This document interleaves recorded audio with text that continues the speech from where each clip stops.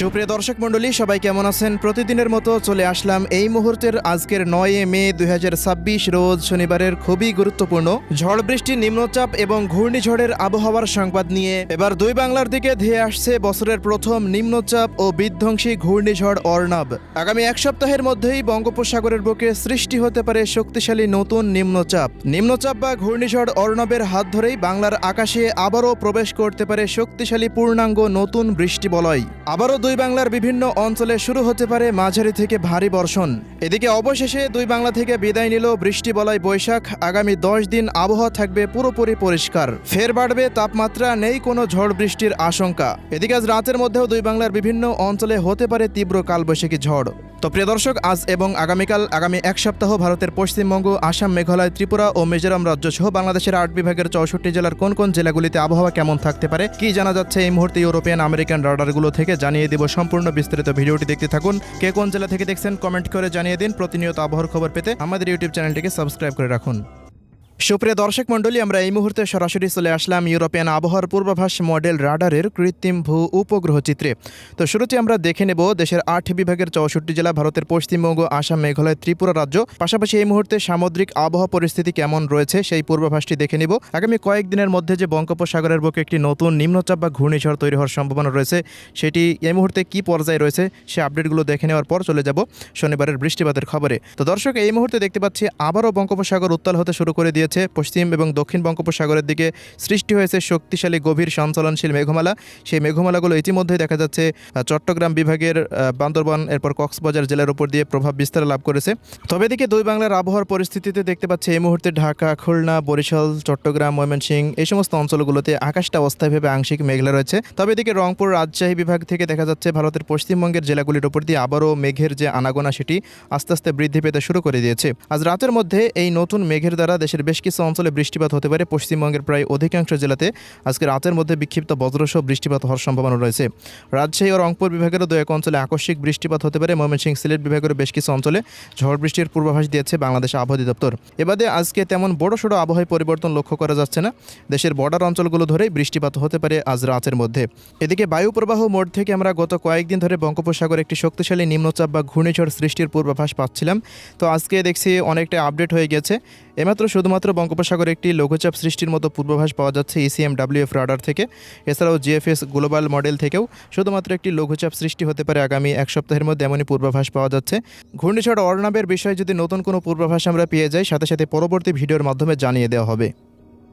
সুপ্রিয় দর্শক মণ্ডলী, আমরা এই মুহূর্তে সরাসরি চলে আসলাম ইউরোপিয়ান আবহাওয়ার পূর্বাভাস মডেল রাডারের বৃষ্টিবাহী মোডে। তো শুরুতেই নজর রাখবো শনিবার সকাল থেকে বিকেল পর্যন্ত দুই বাংলার আবহাওয়া পরিস্থিতি কেমন থাকতে পারে, কোন কোন অঞ্চলগুলোতে বৃষ্টিপাত হতে পারে সেই পূর্বাভাসে এরপর জানিয়ে দেব বিকেল থেকে রাতের আবহাওয়া আপডেট। তো দর্শক, এখন দেখতে পাচ্ছি সকাল থেকে মোটামুটি বিকেল পর্যন্ত রংপুর, রাজশাহী, ময়মনসিংহ, সিলেট, ঢাকা, খুলনা, বরিশাল, চট্টগ্রাম, পশ্চিমবঙ্গ, ত্রিপুরা, আসাম, মেঘালয় রাজ্য পর্যন্ত প্রত্যেকটা অঞ্চলের আকাশটা অস্থায়ীভাবে আংশিক মেঘলা নিয়ে থাকতে পারে। বড়সড় বৃষ্টি বা বজ্রসহ বৃষ্টিপাত হওয়ার তেমন কোনো সম্ভাবনা দেখা যাচ্ছে না। সারাদিনই রৌদ্রোজ্জ্বল আবহাওয়া বিরাজমান থাকতে পারে।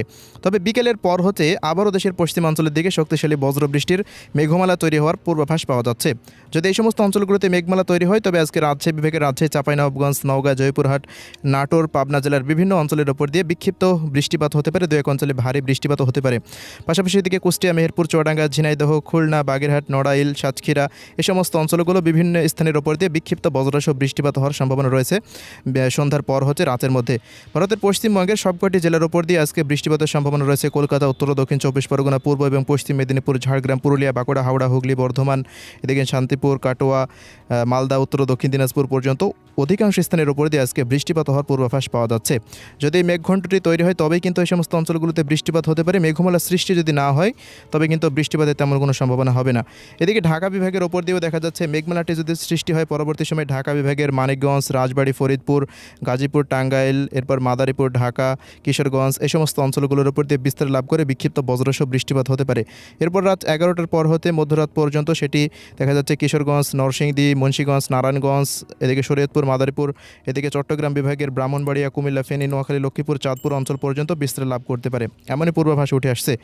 এছাড়া দেশের অন্যান্য অঞ্চলগুলো যেমন রংপুর, দিনাজপুর, ঠাকুরগাঁও, পঞ্চগড়, নীলফামারী, লালমনিরহাট, কুড়িগ্রাম, গাইবান্ধা, এদিকে ময়মনসিংহ, শেরপুর, জামালপুর, নেত্রকোনা, সিলেট, সুনামগঞ্জ, মৌলভীবাজার, হবিগঞ্জ, বরিশাল, পিরোজপুর, ঝালকাঠি, বরগুনা, পটুয়াখালী, ভোলা, এদিকে বান্দরবান, কক্সবাজার, রাঙ্গামাটি, খাগড়াছড়ি, চট্টগ্রাম, হাটহাজারী এ সমস্ত অঞ্চলগুলোর কোনো স্থানের উপর দিয়ে তেমন কোনো বড়সড় আবহাওয়ায় পরিবর্তন লক্ষ্য করা যাচ্ছে না। ত্রিপুরা রাজ্যেরও কোনো জেলাতে আমরা আজকে আবহাওয়ায় তেমন কোনো পরিবর্তন লক্ষ্য করছি না। শুধুমাত্র আজকে পশ্চিমাঞ্চলের জেলাগুলির উপর দিয়ে মেঘমালার সৃষ্টি হয়ে এই সমস্ত অঞ্চলগুলোতে বৃষ্টিপাত হতে পারে বলে পূর্বাভাস পাওয়া যাচ্ছে। এছাড়া প্রিয় দর্শক, 10 তারিখের পরেও দেখা যাচ্ছে বরিশাল ও খুলনা বিভাগের 2-1 অঞ্চল এবং রংপুর রাজশাহী বিভাগের বেশ কিছু অঞ্চলে বিক্ষিপ্ত ছড়িয়ে ছিটিয়ে বৃষ্টিপাত হতে পারে।